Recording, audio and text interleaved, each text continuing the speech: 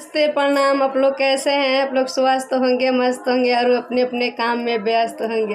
तो चलिए मैं एक छोटा सा नच्छू नहान का गीत सुनाते हैं। कैसा लगेगा कमेंट में ज़रूर बताइएगा और मेरे वीडियो को भी लाइक सब्सक्राइब तो आप लोग ज़रूर कर दीजिएगा प्लीज़। तो चलिए मैं गा के सुनाते हैं।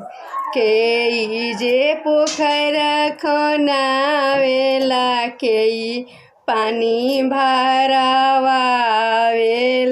हो, के कर बबुनी करली आसनानन हो।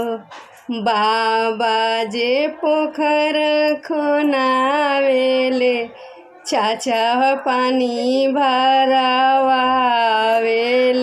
हो। पापा के बबुनी करली आसनानन हो। चाचा के बबुनी करली आसनानन हो। भैया के बहिना करली आसनानन हो। कहवा के सेंट साबुन, कहवा के पानी जी, कहवा के बबुन करली आसनान जी, कहवा के बबुनी।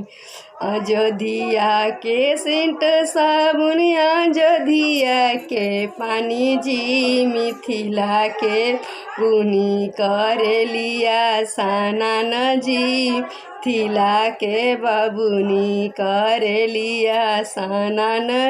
ई राजा जनक जी के बबुनी करली आसनान जी, मिथिला के बबुनी। अरे माई बड़े बड़े बूंदवा अरे लाया गाना, अरे माई बड़े बड़े बूंदवा परे लाया गाना। यारे माई के कर बबुनी नहा या गाना, यारे माई के कर बबुनी नहा लिया गाना। यारे माई राजा जनक जी के बबुनी नहा लिया गाना, यारे राजा जनक जी के बबुनी नहा लिया गाना।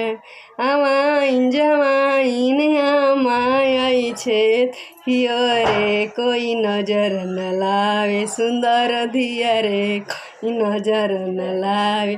जीने हमरा बेटी के नजर लगाइए, नुकायो खिया में टेकुआ घूरे सब सुंदर धिया रे, कोई नजर न लावे। अच्छा लगे तो कमेंट में ज़रूर बताइएगा और लाइक सब्सक्राइब ज़रूर कर दीजिएगा प्लीज़।